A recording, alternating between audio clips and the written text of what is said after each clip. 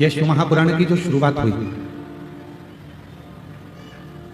शिव महापुराण का जो प्रारंभ हुआ वो 16 संस्कार से हुआ।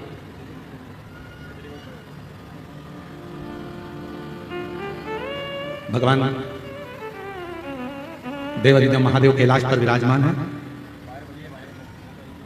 बिंदुक की धर्म पत्नी चंचुला देवी और वो चंचुला देवी बिंदुक की धर्म पत्नी जो अपने पति की मुक्ति के लिए, पति के मोक्ष के लिए तुमरुका जी के पास में जाकर प्रार्थना करती है शिव महापुराण की और विनय करती है, निवेदन करती है कि मेरे पति की मुक्ति हो जाए, मोक्ष हो जाए।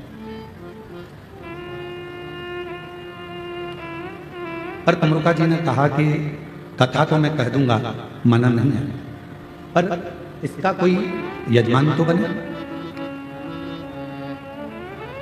यदि इसका कोई यजमान बन गया, इसका कोई यजमान पद ग्रहण कर लिया तो मुझे कथा कहने में दिक्कत ही नहीं।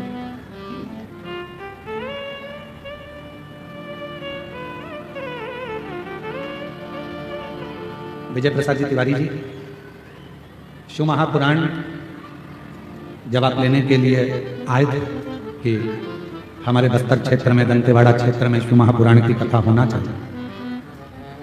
हमारा क्षेत्र वनवासी और आदिवासियों का क्षेत्र है। तब आपने एक बात कही थी, हमने पूछा था कि यह कथा कौन करवाए, तो हमारे श्री विजय प्रसाद तिवारी जी बोले थे, गुरुजी मैं तो इस कथा को नहीं करा सकता, पर इतना जरूर है कि दंतेश्वरी माता इस कथा को अपने क्षेत्रवासियों के लिए जरूर है। आज विजय प्रसाद तिवारी जी आपके शब्द मेरे को उस समय के स्मरण में, किस बस्तर क्षेत्र में बहुत कम बड़ी बड़ी कथाओं के दिव्य आयोजन और भव्य आयोजन हो पाता। क्यों? एक तो शब्दों को समझना, आदिवासी वनवासी क्षेत्र में विचारों को समझना और कथा उनकी जिंदगी में उतारना बड़ा कठिन है।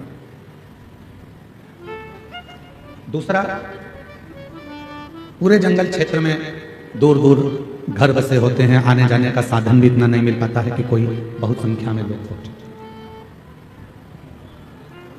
पर इस गिदम की पवित्र धरा पर दंतेवाड़ा क्षेत्र में जो ये कथा चल रही है, मां दंतेश्वरी की कृपा से, भगवान भोलेनाथ जी की दया से, हम तो कहेंगे वास्तवता है जो विजय प्रसाद तिवारी जी ने कहा कि इस कथा को मैं नहीं करा सकता, ना मेरा परिवार करा सकता है, इस कथा को तो केवल मां दंतेश्वरी ही करा सकती है और वही कर सकती है, उसके सिवा कोई कर भी नहीं सकता।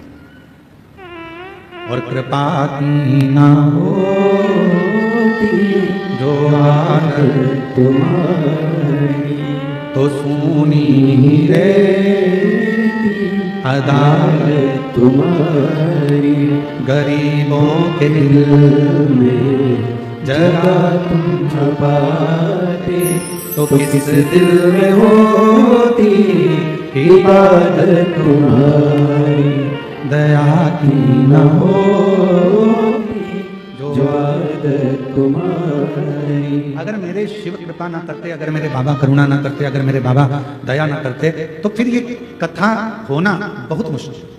शिव महापुराण की कथा की शुरुआत ही 16 संस्कार से।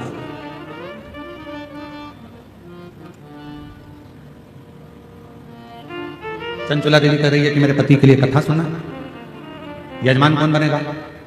शंकर पार्वती जी से जाकर निवेदन करा, विनती करी। शिव पार्वती यजमान बनने को तैयार हो गए। 16 दिन तक पार्वती जी भी तैयार हुई हैं और 16 दिन तक भगवान शंकर भी श्रृंगार किया।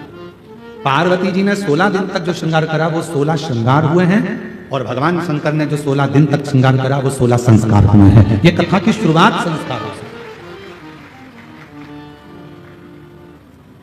इसलिए शायद शिव महापुराण की कथा कहती है कि शरीर से ज्यादा सुंदरता संस्कारों में होती है।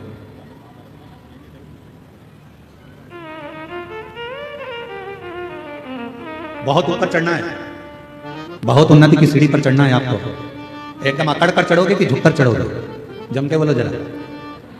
अगर पहाड़ के ऊपर चढ़ना है, अकड़ कर चढ़ोगे तो पीछे के पीछे लुढ़क जाओगे, गिर जाओगे। इसलिए ऊंचाइयों पर चढ़ने के लिए थोड़ा झुकना पड़ता है। उसी तरह उन्नति की सीढ़ी पर चढ़ने के लिए जगत में झुककर चलना पड़ता है, तब ऊपर बढ़ सकते। आप बहुत ऊपर जाना चाहते हो, बहुत उन्नति की सीढ़ी पर चढ़ना चाहते हो, बहुत आगे बढ़ना चाहते हो, बहुत तरक्की करना चाहते हो, तो आपको थोड़ा झुककर चलना पड़ेगा।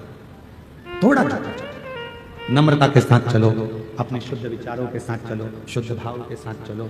और जब आप नम्रता के साथ में, शुद्ध विचारों के साथ में, शुद्ध भावों के साथ में जब चलोगे तो जीवन एक आनंद की ओर बढ़ता चलेगा। हम क्या कर रहे हैं? अकड़ कर चलना चाहते हैं।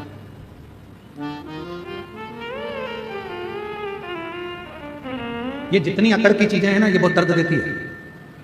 ये पांव ज्यादा अकड़ते हैं तो दर्द देते हैं, हाथ अकड़ते हैं तो दर्द देते हैं, ये पीठ अकड़ती है तो दर्द देती है, पंजा अकड़ता है तो दर्द देता है। ये जितनी अकड़ की चीजें, ये दांत ज्यादा अकड़ते हैं, खा जाऊं खा जाऊं खा जाऊं, तो ये भी तकलीफ देते हैं। संसार में जितनी अकड़ की चीजें हैं, ये सब तकलीफ देने वाली हैं। और जिसने अपनी जिंदगी में नम्रता धारण कर ली, वो कभी तकलीफ नहीं देती। जैसे हमारी जिह्वा नम्रता रखती है, नम्र भाव रखती है, इसलिए वो कष्ट नहीं देती है। वो कष्टता नहीं देती, उसमें नम्रता है, नम्रता का भाव है उसके अंदर, वो नम्रता के अंतर्गत रहती है, उसके अंदर नम्रता है। नम्र रहो। शरीर की सुंदरता इतनी श्रेष्ठ नहीं है जितनी संस्कारों की सुंदरता। संस्कारों की जितनी सुंदरता। आप में से कितनी माताएं बैठी हैं और कितने मेरे जीजा जी बैठे हैं, कितनी मेरी बेटियां, कितने मेरे बेटा और कितनी मेरी माताएं, कितने मेरे बुजुर्ग बैठे हैं। आपके घर के बच्चे सुबह उठकर आपको प्रणाम करते हैं। कितनी माताएं बैठी हैं? जरा हाथ तो उठाओ जरा, जिनके बच्चे सुबह उठकर प्रणाम करते हो।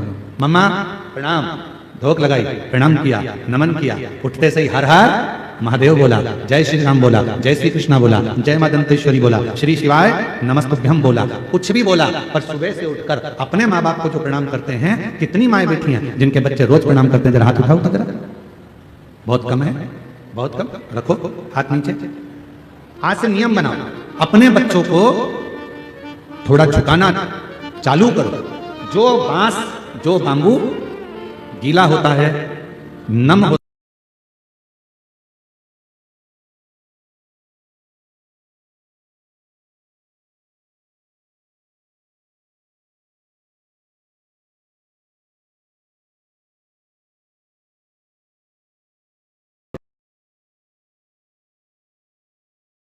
कड़क हो गया, फिर वो झुकता ना, फिर वो झुकेगा ना।